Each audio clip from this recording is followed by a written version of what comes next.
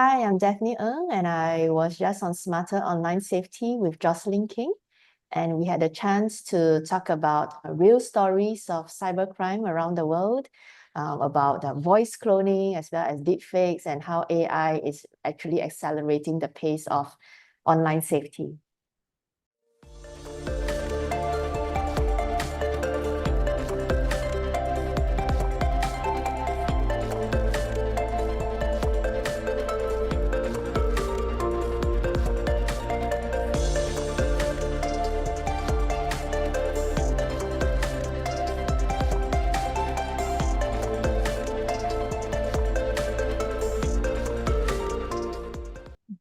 I'm thrilled to be here with Daphne Ng, who is a global technology leader who has been recognized for building and scaling businesses across finance, digital trust, and emerging technologies.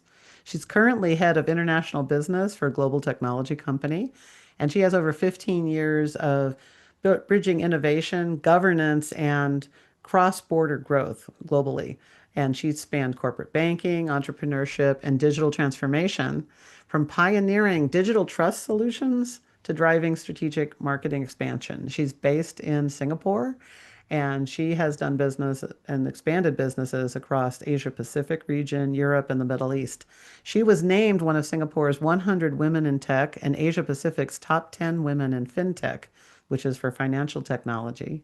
And Daphne is passionate about inclusive leadership and human-centered innovation, and she regularly talks on things like AI ethics, technology, and business strategy, which is why we are so glad to have her here today because we cover all of that and more. Welcome, Daphne. It's such a pleasure to have you. Thanks for having me. Hi, I'm Daphne Ng. Happy to be here on Smarter Online Safety with Jocelyn. That's great. It's so wonderful to have you. So, so you've been based in Singapore and but you've also worked extensively across all regions of, globally and working with global companies. So just love to hear, tell us a little bit about what you've seen and the things that you've done, especially as it relates to cybersecurity and online safety.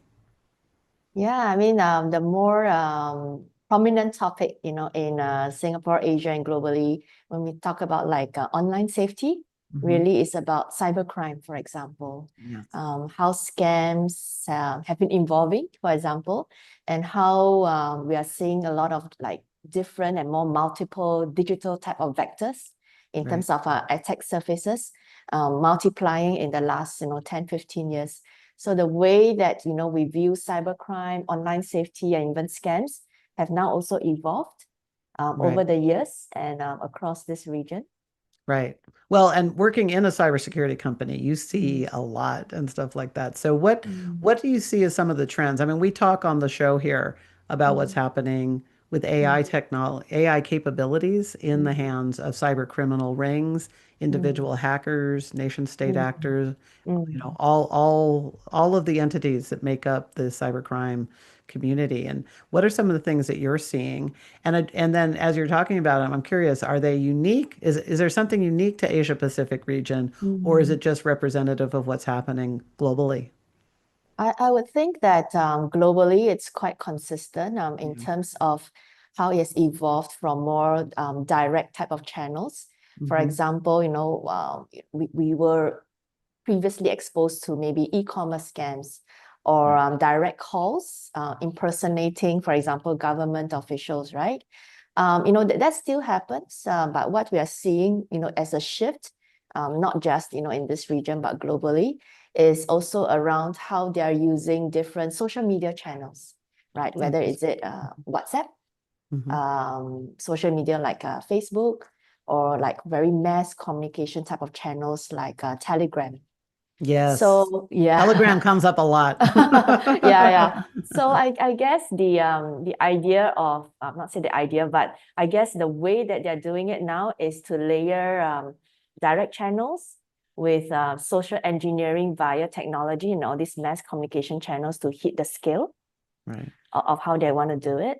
So, if you think about Telegram, for example, then if you want to actually inject fear, and then that is like a mass pool of fear mongering that you could inject in one shot. Oh yeah. Talking about, yeah, yeah. Or even like talking about job ads, investment job scams and investment scams. Oh, where people are seeing a job for how to make Yeah, yeah, $5,000 a day or a yes, month or whatever it is, and then yes, and they make it look legitimate, right? Like yes, they make it look semi-legitimate at least, and yes. So I guess to your question, the outreach method hmm is all about scale using technology now. So that's pretty interesting.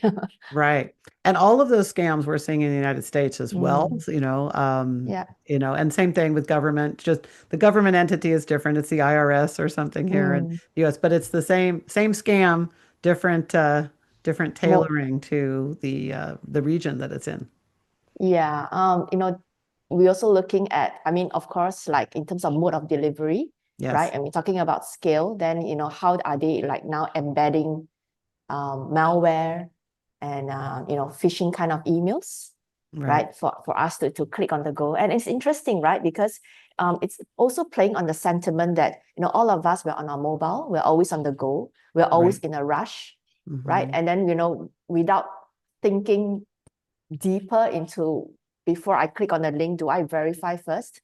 And then I click on it, or I go into a rush, and then example, if my mom picks up a call and then somebody's impersonating me or saying that I'm in trouble, like, and I'm in a rush. So this kind of social engineering methods, layering it with technology, it's really helping to accelerate scams Right. globally. And I think you would agree with me on that. Yes. Along those lines, I interviewed a hacker for my book that's coming out. Oh, that's And interesting. but the statistics were that this hacker got 6 times the success rate by going after busy women in Oh, yeah. transition, Okay. life event, just changed jobs, just moved location, just got married, just got divorced, just had a baby, whatever it was. Okay. Anything that was a life-changing event, because everybody's already busy, but then when you add that to it, that level of Yes. distraction and not paying attention to details, and for men or women, but that 6 times more likely to be successful in scamming somebody when Oh, they're in wow. that rush and in that transition, and that was a real eye opener that it was 6 times that's what hackers actually look for, which is Wow. Okay. horrible if you're going through a transition because you realize, that on top of that, you have to be Yes. extra vigilant. So you have to be Mm. at least 6 times more vigilant about what you're clicking on, and because you bring up a good point, like looking at the link, there's so many ways that hackers will make a link almost look Yeah. real, but Yes. not quite. So, or they'll replace an M with an R and an N, Yes. and it looks right when on, especially on your phone, like you're talking about. Yes. You're on your phone. So yeah, so tell us more. I mean, this is really so important for everybody to hear. Yeah, yeah. I mean, it's interesting, right? I think your book is interesting. I would love to read that, and you managed to get a hacker to get into the mind of how he's doing it. But Yeah. yeah, when we are always on the go, my theory is like because now we're always on the go, we have Netflix on demand. We're so Right. used to like clicking on the go. Yes. Yeah, so we don't verify more. And the principle of having safety online hmm really is about people, processes, and technology, right? Oh, Yes. yeah. So from the people perspective, it's a bit like, how we look at cyber, right? In terms of awareness, right? From people perspective, what is the mindset we should have, right? We Mhm. should always question, before we do something. We should always verify, then we trust. Right. Yeah, so that's from the people perspective. And then from the process, we probably are quite used to having, SOP processes like, our And 2FA. just for people at home, a lot of people know that term, but for you, if you don't, it's standard operating procedures. So Yes, you have them in your personal life, we have them in our work life, and we have them everywhere we go. yes, yes. So the process of doing something, right? Is it out of the norm, right? If someone asks you to do something, is it out of the norm? Or do we have like a double checking, let's say in the work aspect, do we double check first before we do something?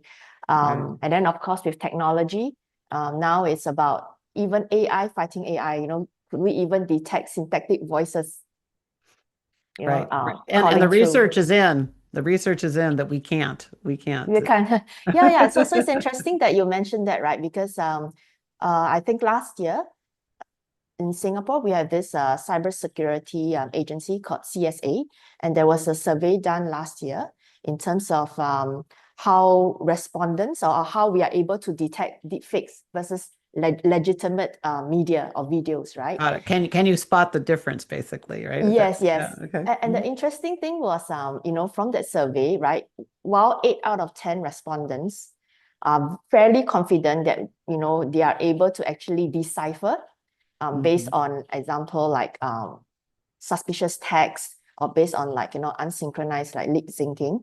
Right, But when they are actually tested, only like 1 out of 4, that means 25%, from 80% to 25%, are wow. actually really able to detect the deepfake between deepfake versus the legit videos.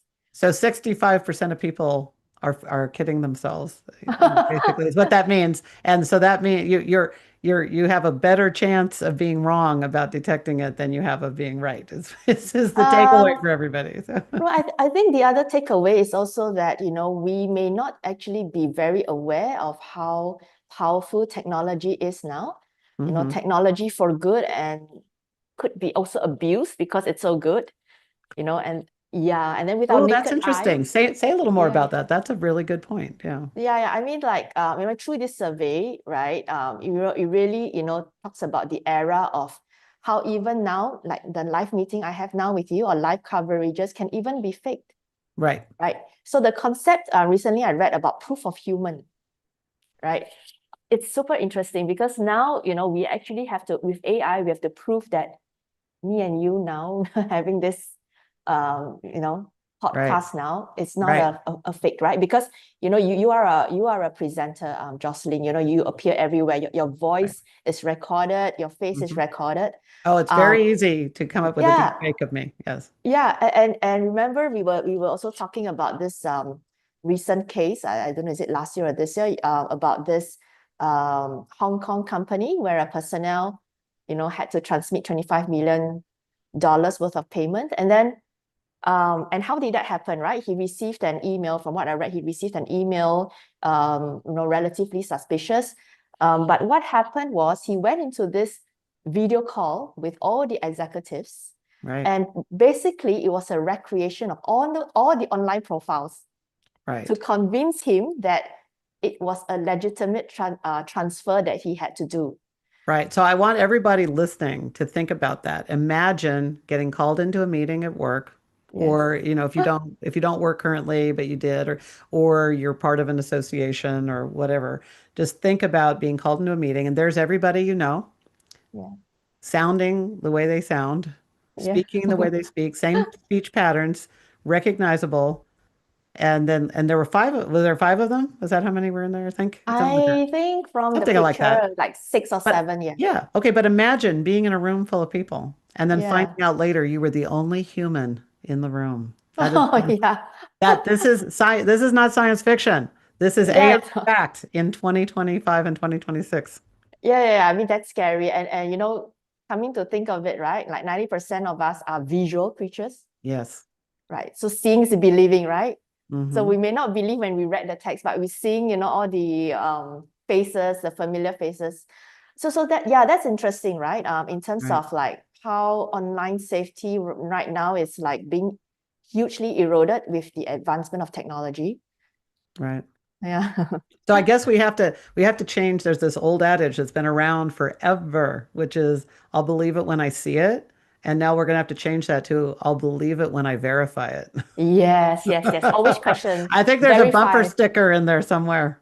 Yes, yes. Not just, yeah. No more seeing is believing, Not even sure whether it's real. So when I think about that, I've been, when I was first, so I've worked in machine learning and AI in Silicon Valley, been Mm, associated in that for mm, about 12 years or so. And so yeah. I've seen things coming, and we even knew that the tech that was being generated that could make AI possible was coming, Mm, but it mm. came so fast. Fast. And it's going faster than people have been working in AI for 2 decades. Thought it's just like that exponential curve where it just takes off because there's so much proliferation and Yes, because of AI's inherent speed of learning and changing. It's so much faster yes, than human that we couldn't even predict how successful it was going to be. So it's a wonderful achievement and a terrifying reality to think about And so I love what you're bringing up because we don't have, in our entire human history, this is unprecedented and we don't know Yes, exactly what to do. So there is this new way we have to think about, is this real? Is this real? yes, And we've been thinking about that in the United States. We've had that a lot with like things with elections because we've had a lot of election fraud on all sides. And it's coming from outside the country to yeah, influence elections. It's coming outside the country and inside the country. Like I say, it could come from the Middle East or the Midwest, but it's yes, coming from people who want to manipulate folks and sometimes people who just want to have that kind of effect and power. And so it's happening worldwide. yeah, And now when you think about it, but it's not just political level, yeah, it's coming to a Zoom meeting near you or yeah, a Facebook group near you. yeah. So So I have, so things like yeah, that. I mean, yeah. So, I mean, drawing to that point, right? We might actually be going back down to basics. Hmm. So I give you an example. Oh, So, real quick before we leave that, I think there's a real important point of that story. Like sometimes it's like, oh, but the person caught it. Like we're talking about, can you detect it or not? So, yes. so for everybody listening who doesn't know the story, what happened in that? Did the person wire that money or not? Oh, yeah, he did wire that money. And how much Um, was it? $25 million. So $25 million. And you see, Yeah. that is why hackers will invest the time to create the deep fakes of six other people, which does not even take them that long, but it is a concentrated effort right now because Yes. they got away with $25 million. And that is not that's not the only instance of this. And so I'm really glad you brought that up because most people listening, I think it's really hard to picture yourself being the person in that meeting. And it can happen to you. And I think and to your point, we haven't been trained to prepare or anticipate for it or believe it could actually happen. So Yes. that is a really important one. And that happened in Asia Pacific. So, Yeah. mhm. Yeah, that was all over the news. I mean, it was a successful transmission.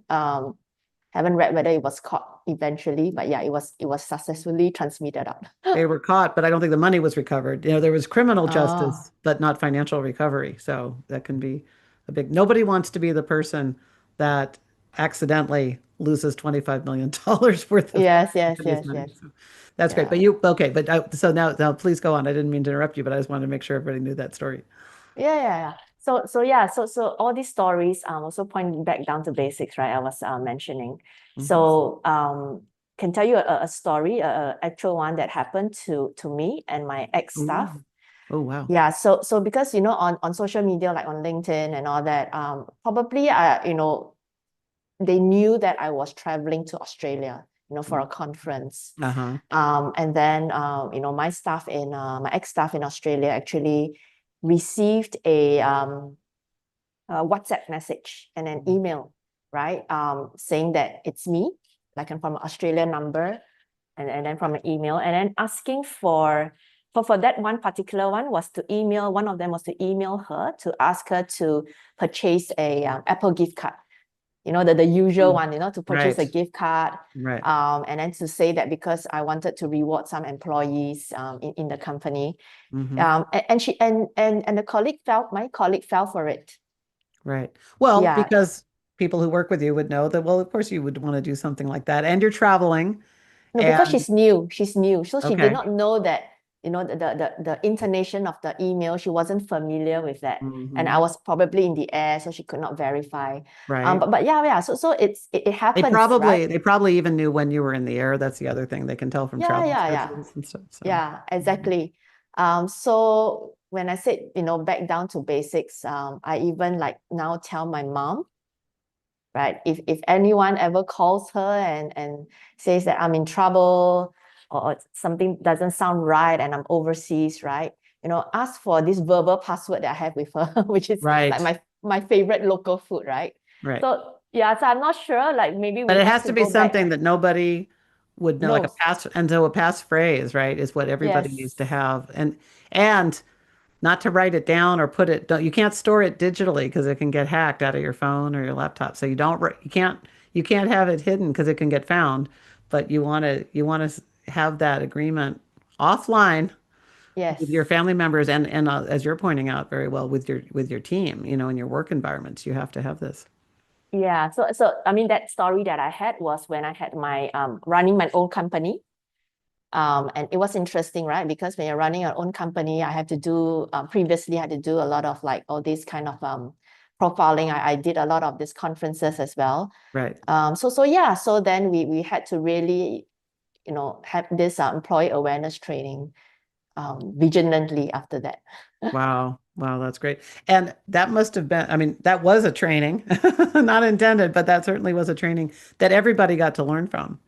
Yeah. Um, but I think, so what do you think is important if you're the employee, and it doesn't matter Mm, whether you're a new hire or long term or mm, you're, in an assisting supportive mm, role or you're, mm, an executive.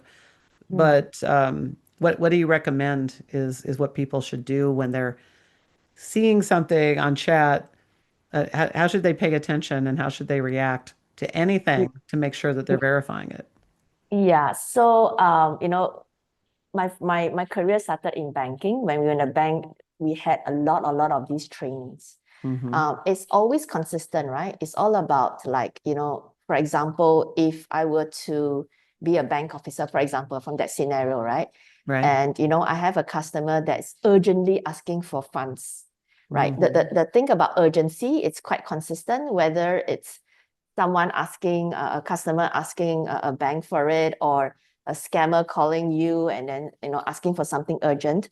Urgency, fear, Hmm. and asking for something that's out of the norm. So when I talked about like, very used to having processes, but then suddenly someone asks something out of the norm, then Hmm. that's where as an employee we have to actually question, or ask a second opinion, whether I should do this or not, especially in this age of Right, right. So if your new acceleration. employee had gotten a hold of somebody else that, hey, Daphne's asking me to do this, what do Yes, you think? Because it's a lot easier when you're not the person being asked to look at it yes, objectively. It's very hard yes, when you're on the receiving end to look at it yes, objectively. So that's a brilliant strategy. I think that's a really great piece of advice is ask somebody else's opinion. And if the two of you together say, does this seem right? And that doesn't mean it's 100% foolproof, but at least yes, but you know what? What you're talking about too is the thing we always talk about. You got to give it a pause. Don't react right away, right? Because you brought up like fear and urgency, trying to get you to yes, do something quickly because then without thinking. you bypass your thinking brain. Yes, yeah, that's right, that's right. I mean, like what the hacker told you, right? Mhm. In terms of like being 6 times more successful, Right. right? It's also like kind of touching the emotional state of the person, I suspect. I mean, based on what Yeah. you told me, Yeah. because it's Maybe. targeting certain categories. Yeah, yeah, it's like how to really get into that fight or flight. When we're in the fight or flight, we bypass our prefrontal cortex, which is our Mm, smart brain, our think big picture, our does this seem right brain, the part yeah. that knows better. And that's what's so challenging, so many people who have been hacked, and I'm sure the individual in Hong Kong who wired the 25 million and Mm, the assistant, your assistant who did that, mm, what they all have in common with all of us is we all mm. have that. We can all think of times where we did something and we're thinking, what was I thinking? And anytime, and that's exactly where hackers want to put us, right? Is in that Yes, get that we weren't thinking, they got us into a fight or flight brain. And yes. so I love that. It's kind of like we have to all build this tripwire Mm-hmm. into into our daily habits that if we're being pushed to do something urgent and anything that involves money or information, Yeah, we have to stop think. and really verify it, so you don't because a lot of times it feels overwhelming to people to try to think they have to verify everything. Mm, But if you're being asked to click on something because that could download mm, malware and lead to, okay, so if you're mm, being asked to click on something, being asked for information or being asked for money, that should mm. send off, red flags. Yes, yes. I mean, for myself and Mhm. yourself, Jocelyn, I guess for us, we are a bit more like, occupational hazard. Right, right. So So we're always on high by the alert. way, thank you for that, because my PSA to everybody listening is that if you ever, I will never DM you outside of Yes, things. If you're getting DM from Telegram or something, it is not me. If somebody's reaching out to you on TikTok and it looks like me, it is a deep fake. So you come to Smarter Online Safety or my official channels. Otherwise, don't trust it. Don't trust yes. it because The proof of Jocelyn, proof of human, yeah, right? proof of human Jocelyn. Yes. Yeah. And proof of human Daphne. Yes, Yes. because wow, that is the age we live in. And this is how everybody needs to be going into this next year, thinking about I've got to I love that proof of human, POH. We gotta so verify proof of human. What a great tip. Yes. I think there's a couple of startups in US that are actually doing that now. Hmm. And I could see the impact of that, right? So for example, if I were to dial in, like usually we dial into the bank to verify our credentials. Right, I'm not sure whether there is this scenario now or this problem now where even the banks need to verify that it's not a synthetic voice of you or right, me right, when we verify if our credentials are being stolen.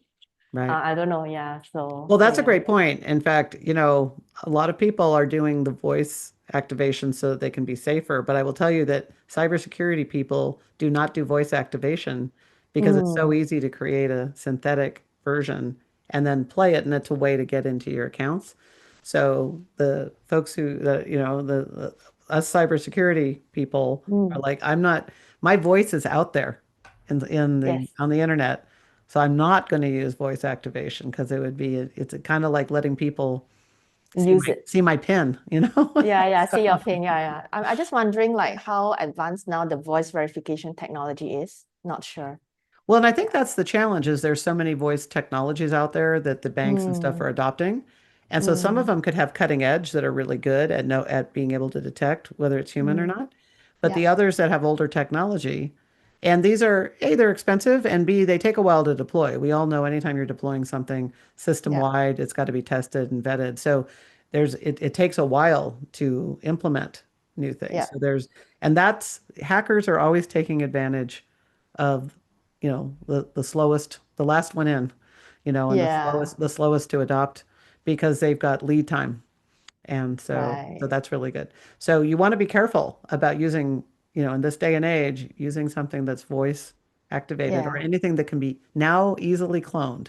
You know, Easily clone. Yeah. 4 years ago, it wasn't as easy, and now it is, and almost anybody can do it. So, Even liveness, right? Like liveness now mhm. could be actually cloned and faked. So Right. it's scary. Right, right. So fingerprint biometrics, your Face ID on your phone are still good. We'll see how long that lasts. Yeah, that's right. But it's still safe as of now. So there we can do that. But that is so great. And thank you, the passphrase. That is a great thing. So everybody, so Daphne, you want to tell them like how should they create a passphrase and who should they do that with? What's your tip on that? Something that nobody knows. So Like so like create a a passphrase with something that nobody knows and you share it and just share it verbally. Don't write it down. And yeah, don't put it on your yeah, don't put it on your phone. Don't put it in a notes document. But a passphrase that has to be used if a family member or a colleague is going to be, you know, uh, doing yeah. doing any kind of money transfer. And first of all, can we just say it? If anybody on your team or your family asks for gift cards, that is like 99.99% likely a scam. Yeah, because I don't buy gift cards. That's right. That's right. So, Yeah, and to protect our elderlies as well. I think that was the most important one worldwide, right? right. And say a little bit more about that. So that really lands for everybody, 'cause that's super important. Yeah, because a lot of these successful scams is through social engineering, Right. right? And then how they're able to also target vulnerable groups, right? Hmm. So if I remember correctly, there are like two groups, right? One is like the younger ones because they're always like on the go and then they don't really think much, very conscious about verifying first. Right. And then the other group is of course the elderlies, right? Which we want to Right. protect our family members. Yeah, so then that's where it's important to always remind them, not to be so susceptible to calls asking them to pay fines, for example, that don't Right. exist. Right. So yeah. No, that is really, really good advice because both demographic groups, younger, and by younger, anything from teenagers, but also 20s, 30s, those are the most, they actually have more hacks, but they lose less money in it. And the seniors 60 and over lose the most money per hack because they have more and Ah, they have more. retirement. Yes. So both of those groups are highly vulnerable and highly targeted. Mm, mm, And and they both are overly trusting for different reasons. Um, yes. so that's really good advice. And I think, and we all just have to look out for ourselves and each other. That's just the world Yeah. we live in. Yep. So, oh, that's so great. Thank you so much, Daphne. Wow. And $25 million, the $25 million cautionary tale for everybody to take away with. So if you're ever on a Zoom meeting at work and somebody's asking you to do something, remember that and just make sure you're not being targeted. And also, if you are the kind of person who has a job where you have the ability to wire money or access, intellectual Mm, property or documents that not everybody in the company has access to, you are more highly targeted. And the higher up you are, and executives are more highly targeted than anybody else because they're the ones with the most access. So, yeah, that's right. and So if I mean, you're an executive assistant for one of them, you're going to be targeted because of proximity, because you're so close to them. So think about it's good. This is a good reminder that everybody needs to think about what is my likelihood of being targeted? Am I powerful and do I have access, or am I close to somebody, a family member, or I'm an assistant to somebody like that? Because yes. all of those are more targeted than not. Yeah, and the conclusion is always like I mentioned earlier, it's organizations also need to protect the people, Yes, right? So it's always a combination of people, process, and technology. So if all comes together, and then there's a higher likelihood that we could actually protect our assets. that's right. That's Yeah. right. Oh, great advice. That's so awesome. So for Daphne, for people who want to follow you or get in touch with you, what's the best way? Best ways on LinkedIn. LinkedIn. And Yeah. then so LinkedIn, Daphne Ung, Yeah, Daphne Ng dash cyber. Yeah.